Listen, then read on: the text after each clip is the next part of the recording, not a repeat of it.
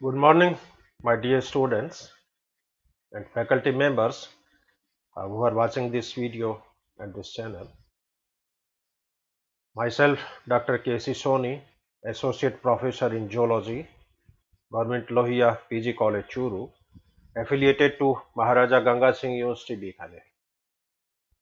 In the lecture series of genetics, today I will deliver my talk on mutagens or mutagenic agents.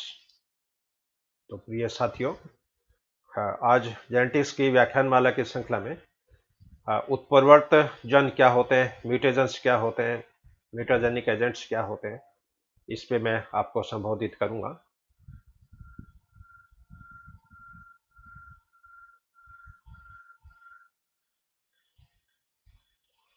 What are mutagens? सबसे पहले mutagens क्या है, mutagens को कितनी श्रेणियों में क्लासिफाई किया गया है। म्यूटेजन की सबसे simple definition, mutagens are those agents which induces the mutations in a DNA molecules. अर्थात म्यूटेजेंस वो कारक है जो डीएनए में उत्परिवर्तन की घटना को, उत्परिवर्तन की प्रक्रिया को प्रेरित करते हैं। ऐसे सभी कारक म्यूटेजेंस के नाम से जाने जाते हैं। तो mutagens are those agents which induces mutation in a DNA molecule. ये एक ब्रीफ आउटलाइन समरी है म्यूटेजेंस के क्लासिफिकेशंस की। तो म्यूटेजेंस को बेसिकली तीन कैटेगरी में डिवाइड किया गया है: फिजिकल म्यूटेजेंस, केमिकल म्यूटेजेंस और बायोलॉजिकल म्यूटेजेंस। इन सभी की मैं डिटेल में आपसे चर्चा करूंगा। First category physical mutagens. सबसे पहले H.J. मूलर, इन्होंने first of all artificially induces the mutation in flies. तो मूलर ने सबसे पहले ड्रोसोफिला के अंदर आर्टिफिशियली म्यूटेशंस को प्रेरित किया और काफी एक्सपेरिमेंट्स किए। इसके पश्चात L.J. स्टेडलर ने बार्ली और मक्का के अंदर, यानी जौ और मक्का के अंदर म्यूटेशंस को प्रेरित किया और इन्होंने फिजिकल म्यूटेशंस को दो कैटेगरीज के अंदर डिवाइड किया। एक तो आयनाइजिंग रेडिएशंस के रूप में, सेकंड नॉन आयनाइजिंग रेडिएशंस के रूप में। इसलिए फिजिकल म्यूटेशंस जो है ये दो श्रेणी के अंदर डिवाइडेड है। एक तो आयनाइजिंग रेडिएशंस और second is non ionising radiations. First is ionising radiations. Ionising radiations के मुख्य जो एग्जांपल्स हैं इसमें X rays, alpha rays, beta rays, gamma rays. When these radiations react with water, they produced high active free radicals. जब ये radiations पानी के molecule के साथ रिएक्शंस करती है तो अत्यधिक सक्रिय मुक्त मूलकों का निर्माण होता है, फ्री रेडिकल्स का निर्माण होता है। And these free radicals react with DNA and resulted into mutagenic effects. और ये फ्री रेडिकल जब डीएनए के साथ रिएक्शन करते हैं तो उसके म्यूटाजेनिक प्रभाव देखने को मिलते हैं। Rate of mutation is directly proportional to amount of radiation. Mutation की जो दर होती है वो विकिरण की मात्रा के समानुपाती होती है। और इन रेडिएशंस के कारण डीएनए में तीन प्रकार के डैमेज हो सकते हैं। डीएनए में सिंगल स्ट्रैंड ब्रेकिंग हो सकती है, डबल स्ट्रैंड ब्रेकिंग हो सकती है और कई बार नाइट्रोजन बेस की जो सीक्वेंस है उसके अंदर भी परिवर्तन देखने को मिलते हैं। इसलिए आयनाइजिंग रेडिएशंस के कारण तीन तरह के प्रभाव देखने को मिलेंगे: सिंगल स्ट्रैंड ब्रेक के रूप में, डबल स्ट्रैंड ब्रेक के रूप में और नाइट्रोजन बेस के परिवर्तन के रूप में। अब कोशिकाओं में सिंगल स्ट्रैंड डैमेज जो होते हैं इनकी तो रिपेयरिंग हो जाती है, क्योंकि अपने बॉडी में डीएनए रिपेयर का सिस्टम भी अवेलेबल होता है जिसमें सोर्स रिपेयरिंग है, अल्ट्रावायलेट रिपेयरिंग सिस्टम है, ऑक्सीजन रिपेयरिंग सिस्टम है। लेकिन कई बार डीएनए के अंदर डिलीशन की घटना हो जाती है, डुप्लीकेशन की घटना हो जाती है, इन्वर्जन की घटना हो जाती है, ट्रांसलोकेशन की घटना हो जाती है और ये जब म्यूटेशंस होते हैं तो इनकी सामान्यतः रिपेयरिंग नहीं हो पाती है। और इन म्यूटेशंस के कारण फिर प्राणी के अंदर अनेक प्रकार के डिजीज हैं, अनेक प्रकार के जो फिनोटाइपिक कैरेक्टर्स हैं वो देखने को मिलेंगे। These radiations are used for the treatment of cancer by giving the dose of radiations at regular interval. अब इन आयनाइजिंग रेडिएशंस का कैंसर थेरेपी में भी यूज किया जाता है। जैसे बीकानेर में पीवीएम हॉस्पिटल जो है, उसमें कोबाल्ट थेरेपी जैसे काफ़ी फेमस है, पिछले 40 वर्षों से कैंसर का ट्रीटमेंट होता है। हालांकि ये ट्रेडिशनल थेरेपी है, लेकिन फिर भी इनिशियल स्टेज का यदि ट्यूमर हो तो उसमें ये काफ़ी कामगार सिद्ध होती है। और इसमें ट्रीटमेंट के पीछे बेसिक अ, जो कंसेप्ट है वो क्या होता है कि कैंसर सेल जब डिवाइड होती है, रैपिडली डिवाइड होती है, और कैंसर सेल में मेटाफेज स्टेज के अंदर क्रोमोसोम इंटैक्ट रहते हैं, क्रोमोसोम है डेवलप हो जाते हैं। तो मान लीजिए किसी कैंसर पेशेंट के ट्यूमर को कोबाल्ट थेरेपी दी, तो उसके कारण क्या होगा कि मेटाफेज में जो गुणसूत्र होते हैं वो डैमेज हो जाते हैं। अब गुणसूत्र जब डैमेज हो जाते हैं तो उनके अंदर एनाफेज मूवमेंट नहीं हो पाती है, सेल का डिवीजन प्रॉपर नहीं हो पाता है। तो मान लो किसी ट्यूमर में मान लीजिए 10 लाख कोशिकाएं हैं, और 10 लाख में से 2 लाख कोशिकाएं मान लीजिए मेटाफेज स्टेज में हैं, तो ये सभी मेटाफेज स्टेज की जो सेल्स हैं वो रेडिएशंस के कारण डैमेज हो जाती है, उनका डिवीजन रुक जाता है। फिर 1-2 महीने के इंटरवल के बाद में फिर ये ट्रीटमेंट दिया जाता है। तो उस ट्रीटमेंट में फिर जो भी मेटाफेज स्टेज में सेल है वो सारी डैमेज हो जाती है। इस तरह 4-5 बार ट्रीटमेंट देने के बाद में उस ट्यूमर में जितनी भी सेल्स होती है वो सारी डैमेज हो जाती है, डिस्ट्रॉय हो जाती है। और आजकल जो थेरेपी है, मान ली इनिशियल स्टेज में पता नहीं चला, लेट है बाद में पता चला, तो उस केस में फिर ये जो कीमोथेरेपी है, रेडिएशन थेरेपी है, इम्यूनोथेरेपी है, और आजकल टारगेटेड वैक्सीन हैं वो भी अवेलेबल है, उनसे कैंसर का उपचार किया जाता है। अब आयनाइजिंग रेडिएशंस हैं, उससे मनुष्य बच नहीं सकता। आप कहीं भी चले जाओ, पृथ्वी के किसी भी कॉर्नर्स में चले जाओ, है आपके घर में भी आप रह रहे हो तो वहां पर भी आपको रेडिएशंस का सामना करना पड़ रहा है। और इसकी कितनी डोज जो है वो एक ह्यूमन जो है वो पूरे साल भर में प्राप्त करता है। जैसे रेडॉन गैस है, इसमें 206 मिलीरैम, कॉस्मिक विकिरण 27 मिलीरैम, रेडियो आइसोटॉप्स का 39 मिलीरैम, मिट्टी में जो रेडियो आइसोटॉप है उसके कारण 28 मिलीरैम, डायग्नोस्टिक एक्सरे से 39 मिलीरैम, रेडियो फार्मास्यूटिकल्स के द्वारा 14 मिलीरैम, टीवी से निकलने वाले एक्स किरणों से 10 मिलीरैम, घड़ी में जो डायल होते हैं, रेडियम के डायल जिससे अंधेरे में टाइम दिख जाता है, उसके कारण 10 मिलीरैम, न्यूक्लियर फॉल आउट के कारण 1 मिलीरैम से कम, और न्यूक्लियर पावर प्लांट से निकलने वाली रेडिएशन कारण 1 मिलीरैम से कम। तो ये कुछ रेडिएशंस की मात्रा है जिसके कारण हर आदमी जो है वो एक्सपोज होता है। और घरों में जो ग्रेनाइट के जो आंगने होते हैं आजकल, उनसे भी रेडिएशंस निकलती है, मोबाइल से रेडिएशंस निकलती है, घरों में जो माइक्रोवेव ओवन होता है उससे भी रेडिएशंस निकलती है। तो रेडिएशन से आप बच नहीं सकते, रेडिएशन से आपको सामना करना ही पड़ेगा। और हालांकि इससे जो म्यूटेशन होता है उसमें 99% केस में उस डीएनए की रिपेयरिंग हो जाती है, लेकिन फिर भी 1% मामलों में डीएनए डैमेज हो गया तो फिर उसमें अलग अलग तरह की डिजीज है वो डेवलप हो सकती है। सेकंड है इसमें non non ionising radiation. Non ionising radiation में जैसे पराबैंगनी विकिरण, ultraviolet rays don't have such energy that they cause ionisation. और पराबैंगनी विकिरण है, इनमें इतनी एनर्जी नहीं होती है कि वो आयनीकरण कर सके, लेकिन इन विकिरणों में इतनी कैपेसिटी जरूर होती है कि इसके कारण इलेक्ट्रॉन जो होते हैं वो एक्साइटेड स्टेज में चले जाते हैं, उत्तेजित अवस्था में चले जाते हैं। और एक्साइटेड स्टेज में जब इलेक्ट्रॉन चले जाते हैं तो दो न्यूक्लियोटाइड के बीच में लेटरल बॉन्डिंग है वो हो सकती है, ट्रांसवर्स बॉन्डिंग नहीं होगी, इसमें लॉन्गिट्यूडनल बॉन्डिंग हो जाती है। और उसके कारण कई बार डाइमर है, ट्राइमर है, इस तरह की फॉर्मेशन हो जाती है। जैसे इस डायग्राम में आप देख रहे हो, जैसे ये डीएनए का डबल स्ट्रैंड डीएनए है, और इसमें थाइमिन थाइमिन जैसे पास पास में है। और नॉर्मली तो क्या होता है, थाइमिन एडिनिन से जुड़ता है, ये थाइमिन एडिनिन से जुड़ता है। लेकिन कई बार अल्ट्रावायलेट रेज के संपर्क में आने के कारण ये जो थाइमिन के मॉलिक्यूल हैं ये एक्साइटेड स्टेज में चले जाते हैं, और इन थाइमिन थाइमिन में आपस में बॉन्डिंग हो जाती है। अब थाइमिन थाइमिन में आपस में बॉन्डिंग होगी तो ये जो प्रॉपर्टीज है ये डाइमर के नाम से जानी जाती है। अब थाइमिन में जब डाइमर बन गया, अब ये थाइमिन इस एडेनिन से बॉन्ड नहीं बना रहा है, इसी तरह ये थाइमिन इस एडेनिन से बॉन्ड नहीं बना रहा है। और यहाँ पर आप देख रहे हो दो न्यूक्लियोटाइड के बीच में जो इंटरवल है बढ़ गया है। पहले दो कॉन्जिक्यूटिव न्यूक्लियोटाइड के बीच इंटरवल 3.4 एंगस्ट्रॉम भी था, अब यहाँ पर ये एक वैक्यूम बन गया, एक तरह की खाली स्पेस बन गई, और इस खाली स्पेस के अंदर फिर और कोई जो मॉलिक्यूल है, आयंस है, वो इसके अंदर पेनिट्रेट करते हैं और वो नाइट्रोजन बेस के साथ इंटरेक्शंस करते हैं।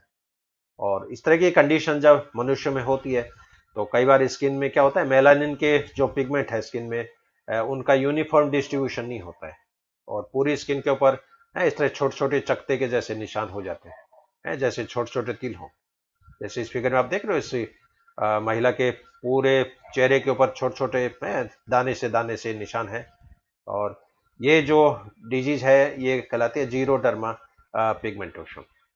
तो जीरोडर्मा पिगमेंटोसम की फॉर्मेशन है ये थायमिन की डाइमर फॉर्मेशन के कारण होती है। हाँ, सेकेंड कैटेगरी फिर केमिकल म्यूटेशंस। कई केमिकल हैं जो म्यूटाजेनिक प्रभाव प्रदर्शित करते हैं। सबसे पहले सी आरबैक ने use the chemicals to induce the mutations. इस लेडी साइंटिस्ट ने विभिन्न प्रकार के केमिकल्स को म्यूटेशंस उत्पन्न करने में इनका एक्सपेरिमेंट्स किया, और इन्होंने केमिकल म्यूटेशंस को 5 कैटेगरी में डिवाइड किया है।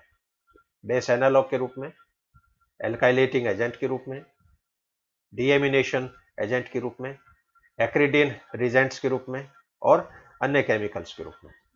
तो इन सभी के मैं बहुत ही संक्षेप में एक एक में आपसे डिस्कस करूंगा। First category base analogue. अब पिछले व्याख्यान में मैंने आपको बताया था कि बेस एनालॉग ऐसे मॉलिक्यूल्स होते हैं जो नाइट्रोजन बेस से मिलते जुलते होते हैं। ये एक तरह से डुप्लीकेट हैं, एक तरह से बहुरूपीय हैं, एक तरह से आइसोमर टाइप के हैं। And some chemicals are similar to nitrogen bases and these are called as base analogue. इसमें जैसे एक बेस्ट एग्जांपल है 5 ब्रोमोयूरोसिल। 5 ब्रोमोयूरोसिल होता है, ये थायमिन के समतुल्य होता है। अब ये इस फिगर में आप देख रहे हो, थायमिन में जैसे इस कार्बन पोजीशन में मेथिल ग्रुप जुड़ा हुआ है। अब मेथिल ग्रुप के स्थान पर यदि ब्रोमीन जुड़ी हो तो ये 5 ब्रोमोयूरोसिल कहलाएगा। और 5 ब्रोमोयूरोसिल है वो दो रूपों में मिलता है, एक तो कीटो रूप में और एक इनोल रूप में। कीटो रूप के अंदर आप देख रहे हो कीटोनिक ग्रुप है, इनोल रूप के अंदर ये हाइड्रोक्सिल ग्रुप है। अब इस 5 ब्रोमोयूरोसिल का कीटो प्रतिरूप जो होता है ये एडेनिन के साथ बॉन्डिंग करता है, और इसका जो इनोल प्रतिरूप होता है ये ग्वेनिन के साथ बॉन्डिंग करता है। अब नॉर्मल थायमिन यदि होता है तो ये एडेनिन के साथ ही बॉन्ड बनाता, लेकिन इसका जो बेस एनालॉग है वो आप देख रहे हो ये ग्वेनिन के साथ बॉन्डिंग नहीं कर रहे हैं। तो कई बार डीएनए में इस तरह की एबनॉर्मल बॉन्डिंग हो जाती है, और एबनॉर्मल बॉन्डिंग में होती है तो उसमें फिर ट्रांजिशन देखने को मिलेंगे, यानी ट्रांजिशन टाइप के म्यूटेशंस जो होते हैं। ये जैसे इस फिगर में दिखाया है, ये मान लिया डीएनए मॉलिक्यूल है और इसमें एडेनिन जो है वो 5 ब्रोमोयूरोसिल के साथ जुड़ा हुआ है। अब इस डीएनए के अंदर जो एप्लीकेशन होगा, और एप्लीकेशन आप जानते हो कि सेमी कंजर्वेटिव टाइप का होता है। तो यहाँ पर ये जो डीएनए मॉलिक्यूल है इसके साथ तो जैसे नॉर्मल पेयरिंग होगी, एडेनिन है वो थायमिन के साथ बॉन्डिंग कर रहा है। अब ये जो ब्रोमोयूरोसिल था, अब इस ब्रोमोयूरोसिल का प्रतिरूप जो होता है वो चेंज हो जाता है, क्योंकि कई बार ये कीटो प्रतिरूप में होता है, कई बार ये इनोल प्रतिरूप में होता है। तो बिफोर एप्लीकेशन जहां पर ब्रोमोयूरोसिल एडेनिन से बॉन्ड कर रहा था, अब पहले रेप्लिकेशन के राउंड के दौरान ये ग्वेनिन से बॉन्डिंग करता है। अब आप देख रहे हो इस डीएनए में एडिन होना चाहिए था, वहां पर क्या कौन सा नाइट्रोजन बेस आ गया, ग्वेनिन आ गया। अब इस डीएनए के अंदर एप्लीकेशन होगा सेकेंड राउंड, तो ग्वेनिन है वो साइटोसिन से बॉन्डिंग कर रहा है, और ये जो ब्रोमोयूरोसिल था ये फिर इसका रूप चेंज हो जाता है, तो ये फिर एडेनिन के साथ भी बॉन्ड कर सकता है, ग्वेनिन के साथ भी बॉन्ड कर सकता है। अब जिस डीएनए में जहां पर नॉर्मल रूप से एडेनिन थायमिन होना चाहिए था, उस पोजीशन पे कौन से न्यूक्लियोटाइड आ गए, ग्वेनिन और साइटोसिन। तो इसको बोलते हैं एटीजीसी ट्रांजिशन, यानी एडेनिन थायमिन का जो ट्रांजिशन है वो ग्वेनिन साइटोसिन से हो गया। और ये ट्रांजिशन जो होता है ये इन बेस एनालॉग केमिकल्स के कारण देखने को मिलता है। Second type is alkylating agents. Some chemicals like nitrogen, sulfur, mustard gas, methyl methane sulfonate, ethyl methane sulfonate और नाइट्रोसोग्वेनिडीन, ये सारे एग्जाम्पल जो हैं ये अल्काइलेटिंग एजेंट्स के रूप में जाने जाते हैं। Due to these agents, methyl and ethyl groups transferred to nitrogen bases. इन केमिकल्स के कारण नाइट्रोजन क्षार पे मेथिल अथवा एथिल समूह जो होता है वो जुड़ जाता है। It resulted into changes in base coupling potentials. इसके परिणाम स्वरूप क्या होगा, बेस कपलिंग पोटेंशियल जो होता है वो परिवर्तित होता है और ट्रांजिशन टाइप के या ट्रांसवर्जन टाइप के म्यूटेशंस वो फिर डीएनए के अंदर देखने को मिलते हैं। इसको मैं विथ एग्जांपल जैसे यहाँ पर एक्सप्लेन कर रहा हूँ। ये मान लिया ग्वेनिन है सपोज। अब ग्वेनिन की रिएक्शन जब एथिल मीथेन सल्फोनेट से करवाते हैं तो इसकी सिक्स्थ पोजीशन पर, इसकी ग्वेनिन की सिक्स्थ पोजीशन पर ये एथिल ग्रुप जो होता है ये जुड़ जाता है, क्योंकि छठी पोजीशन पे कीटोनिक ग्रुप है और इस ऑक्सीजन के साथ ये एथिल ग्रुप जो होता है ये जुड़ जाता है। अब ये जो पहले ग्वेनिन, नॉर्मली ग्वेनिन जो साइटोसिन से बॉन्डिंग करता था, अब एथिल ग्रुप जुड़ने के बाद में ये 6 एथाइल ग्वेनिन ये थायमिन के साथ बंधन कर सकता है और इस बंधन के कारण GCAT ट्रांजिशन डीएनए के अंदर देखने को मिलेगा। इसी तरह थायमिन की जब रिएक्शन एथिल मीथेन सल्फोनेट करवाते हैं तो थायमिन की इस पोजीशन पे आप देख रहे हो जहां पर कीटोनिक ग्रुप था वहां पर एथिल ग्रुप जुड़ गया।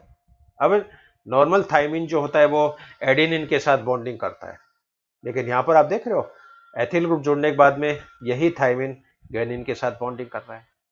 तो इस बॉन्डिंग के कारण डीएनए में TACG ट्रांजिशन देखने को मिलेगा, यहां पर GCAT ट्रांजिशन देखने को मिलेगा।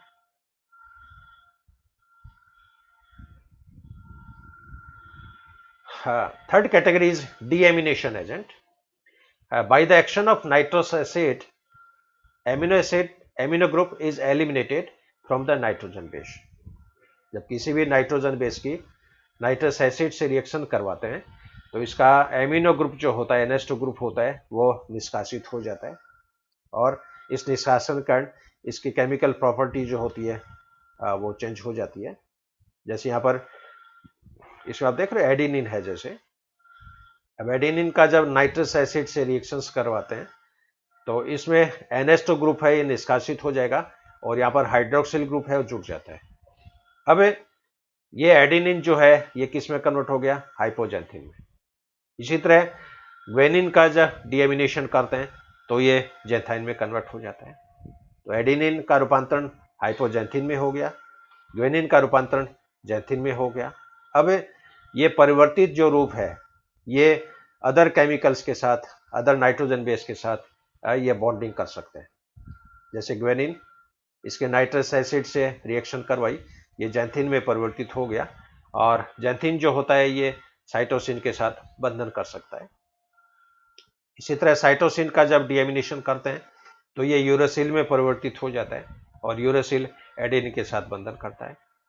इसी प्रकार एडेनिन का जब नाइट्रस एसिड से रिएक्शन करवाते हैं तो ये हाइपोजेंथिन में परिवर्तित हो जाता है और हाइपोजेंथिन साइटोसिन के साथ बॉन्डिंग करता है। अब इस रिएक्शन में आप देख रहे हो यहाँ पर CGTA ट्रांजिशन देखने को मिलेगा, यानी डीएनए में जहां पर साइटोसिन ग्वेनिन है वहां पर 1-2 रेप्लिकेशन के बाद में उसी पोजीशन पे थायमिन एडेनिन आ जाएंगे। इसी तरह जिस डीएनए में एडेनिन थायमिन नाइट्रोजन क्षार है उसके स्थान पर ग्वेनिन साइटोसिन नाइट्रोजन क्षार जो होते हैं वो आ जाते हैं। चौथी जो कैटेगरी है वो है इसके अंदर acridine dyes. Certain dyes like proflavine, acridine orange, ICR 170, ICR 191 are strong mutations. तो कुछ ये पिगमेंट कलरेशन वाली डाइज हैं जिसमें प्रोफ्लेविन है, एक्रिडिन ऑरेंज है, ICR 170 है, ICR 191 है। ये डीएनए के साथ क्या होगा कि डीएनए के बीच में जो इंटरवेल होता है, दो कॉन्जिक्यूटिव न्यूक्लियोटाइड के बीच में जो इंटरवेल होता है 3.4 एंगस्ट्रॉम का, उस इंटरवेल के अंदर ये पिगमेंट जो होता है इंजर्ट कर जाते हैं। These dye inserted between the nitrogen bases and configuration of DNA changed। इसके कारण डीएनए का जो विन्यास है, डीएनए की हेलिक्स जो है वो परिवर्तित हो जाती है और नॉर्मली क्या होगा कि दो लगातार डीएनए बीच में जो अंतराल 3.4 एंगस्ट्रॉम था बीडीएनए के केस में, तो यहाँ पर दो न्यूक्लियोटाइड के बीच में इंटरवल जो होता है वो बढ़ जाता है, ये 6.8 एंगस्ट्रॉम हो गया। अब दो कॉन्जिक्यूटिव न्यूक्लियोटाइड के बीच में जब डिस्टेंस बढ़ जाता है उस केस में रेप्लिकेशन में बाधा आती है, ट्रांसक्रिप्शन में बाधा आती है, तो डीएनए प्रतिलिपि प्रक्रिया है वो प्रभावित होती है। अनुलेखन की प्रक्रिया है वो प्रभावित होती है। और लास्ट ग्रुप है इसमें अदर केमिकल म्यूटेशंस। तो इन 4 ग्रुप के अलावा बचे जितने भी केमिकल्स हैं उनको इस कैटेगरी में सामूहिक रूप से रखा जाता है। इसका जैसे एक एग्जांपल है हाइड्रोक्सिल एमीन। और हाइड्रोक्सिल एमीन जब ये साइटोसिन से रिएक्शंस करता है तो ये हाइड्रोक्सिल एमिनोसाइटोसिन में परिवर्तित हो जाता है और ये फिर एडेनिन के साथ बंधन करने में सक्षम है। तो नॉर्मल साइटोसिन जो है वो ग्वानिन से बॉन्डिंग करता है, लेकिन यहाँ पर आप देख रहे हो हाइड्रोक्सिल एमीन के साथ रिएक्शंस करने से उसके बाद में ये एडेनिन के साथ बॉन्डिंग करता है और इसके कारण डीएनए में CGTA टेंशन देखने को मिलेगा। यानी डीएनए में जिस स्थान पर साइटोसिन ग्वानिन है उसी स्थान पर 2 रेप्लिकेशन के बाद में थाइमिन एडिन जो होता है वो आ जाएगा और इसको GC80 टेंशन के नाम से जाना जाता है। तो ये 5 मेन सब वेराइटीज हैं केमिकल म्यूटेशंस की। हाँ, टेम्परेचर शॉक। हाँ, इस तापमान से रिलेटेड जो प्रयोग थे ये मूलर और एल्टनबर्ग ने संपादित किए थे। They conducted his experiments on Drosophila. They observed that the rate of mutation at 27 degree centigrade is more than 17 degree centigrade. तो इन्होंने पाया कि जब ड्रोसोफिला को बढ़ते हुए तापमान से उपचारित करते हैं, ट्रीटमेंट करते हैं, मान लो पहले ड्रोसोफिला को 17 डिग्री पे उपचारित किया, 18 डिग्री उपचारित किया, 20 डिग्री उपचारित किया, 27 डिग्री पे उपचारित किया, 37 डिग्री पे उपचारित किया, तो जो जो टेम्परेचर बढ़ता है डीएनए के अंदर म्यूटेशन की दर जो होती है वो बढ़ती जाती है। तो यहाँ पर 27 डिग्री सेंटीग्रेड पे म्यूटाजेनिक इफेक्ट है वो 17 डिग्री सेंटीग्रेड पे उपचारित की तुलना में बहुत ज़्यादा होता है। और इस ट्रीटमेंट के कारण ड्रोसोफिला की जो लाइफ स्पान है, जीवन अवधि है, वो भी रिड्यूस होकर आधी हो जाती है। The life span of treated Drosophila was half. तो ये परिघटना टेम्परेचर शॉक के नाम से, ताप आघात के नाम से, थर्मल शॉक के नाम से जानी जाती है। और लास्ट जो वैरायटी है दैट इज बायोलॉजिकल एजेंट। तो फिजिकल म्यूटेशंस हो गए जिसके अंदर ionising radiation, non ionising radiations, और केमिकल म्यूटेशंस में 5 वैरायटीज हो गई हैं। अब इसके अलावा कुछ बायोलॉजिकल एजेंट हैं जो भी डीएनए के अंदर म्यूटेशन प्रभाव को उत्पन्न करने में कैपेबल हैं। इसमें जैसे सर्टेन वायरस, अब अपनी बॉडी में वायरस का इन्फेक्शन हो जाए, स्वाइन फ्लू का, सार्स वायरस का, आजकल जैसे कोरोना वायरस का इन्फेक्शन चल रहा है, तो इन वायरस के कारण अपनी बॉडी के डीएनए के अंदर चेंजिंग है वो देखने को मिलती है। बैक्टीरियल इन्फेक्शन के कारण डीएनए में म्यूटेशन देखने को मिलता है। किसी प्रकार का बैक्टीरियल इन्फेक्शन हो, चाहे टाइफाइड का हो, चाहे कॉलेरा का हो, चाहे ट्यूबरकुलोसिस का हो। इसके अलावा ट्रांसपोजेबल एलिमेंट्स जो होते हैं, ट्रांसपोजेबल एलिमेंट है एक तरह के ये जंपिंग जीन्स हैं, जंपिंग एलिमेंट्स हैं, और ट्रांसपोर्शन के इंजेक्शन के कारण भी अपनी बॉडी के अंदर म्यूटेशन है वो देखने को मिलता है। और बैक्टीरिया वायरस से आप क्या बच नहीं सकते, क्योंकि गर्मी के दिनों में आपके अंदर इंटेस्टिनल इन्फेक्शन हो जाता है, सर्दी आएगी तो आपके सर्दी जुकाम हो जाता है। सर्दी जुकाम है ये भी एक तरह का वायरल इन्फेक्शन है, स्वाइन फ्लू है, इन्फ्लुएंजा है, और वर्तमान में जैसे कोरोना वायरस का इन्फेक्शन कम्युनिटी लेवल पे जैसे धीरे धीरे स्प्रेड हो रहा है। अब इनका इन्फेक्शन होगा तो बॉडी के अंदर थोड़ा बहुत म्यूटाजेनिक इफेक्ट है वो देखने को मिलेगा। ये एक बहुत ही इंटरेस्टिंग स्लाइड है, अंतिम स्लाइड। और म्यूटेशंस को और कई सब कैटेगरी में भी इन्होंने क्लासिफाई किया है प्रभाव के आधार पर। म्यूटेशंस के द्वारा कौन सा प्रभाव उत्पन्न होता है उसकी बेसिस पे इनको जनरल टर्मिनोलॉजी के द्वारा डेजिग्नेट किया जाता है। जैसे टीरेटोजेंस, टीरेटोजेंस वो म्यूटेशंस हैं जो प्राणी के अंदर टीरेटोजेनिक इफेक्ट उत्पन्न करने में कैपेबल होते हैं। जैसे मनुष्यों में न्यूरन सिफेली हो जाती है, स्पाइना बाइफिटा हो जाता है, क्लब फिट हो जाते हैं, सिंडेक्टाइली की कंडीशन है। तो ये जितने भी माल फॉर्मेशन है ये जिन म्यूटेशंस के कारण होती है उनको टीरेटोजेंस के नाम से जाना जाता है। कार्सिनोजन, कार्सिनोजन वो म्यूटेशंस हैं जो मनुष्यों में कैंसर को प्रोड्यूस करते हैं। तो सर्टेन केमिकल्स के ट्रीटमेंट्स के कारण ह्यूमन के अंदर ट्यूमर डेवलप हो जाता है, और ट्यूमर को इंड्यूस करने वाले जो केमिकल्स होंगे उनको कार्सिनोजन के नाम से जाना जाता है। थर्ड कैटेगरी है इसमें क्लेस्ट्रोजन। क्लेस्ट्रोजन्स वो म्यूटेशंस होते हैं जो गुणसूत्रों के अंदर असामान्यताएं पैदा करते हैं, क्रोमोसोम्स में एबनॉर्मलिटीज पैदा करते हैं।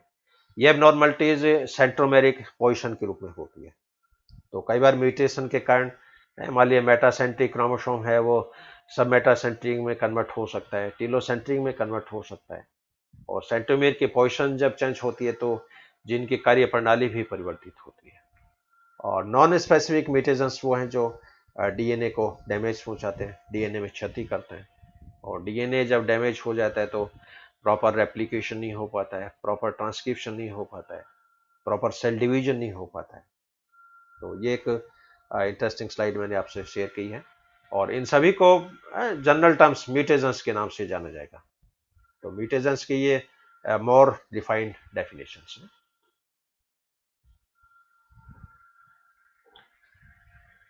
तो ये एक नटसेल में आज का मेरा संबोधन म्यूटेशंस के बारे में। म्यूटेशंस क्या है, म्यूटाजेनिक एजेंट्स क्या है, म्यूटेशंस को किन बेसिस पे क्लासिफाई किया गया है।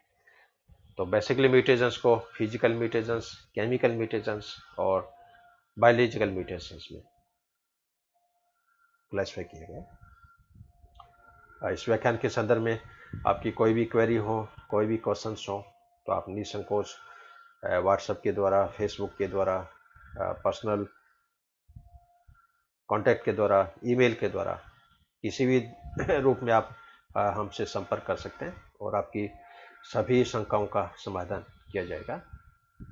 और अंत में मैं मेरे डिपार्टमेंट की तरफ से, हमारे कॉलेज की तरफ से, मेरी तरफ से आप सभी को मैं धन्यवाद प्रेषित करना चाहता हूँ। I am highly thankful to you. I'm highly grateful to you. Have a good day. Have a great day. Thank you.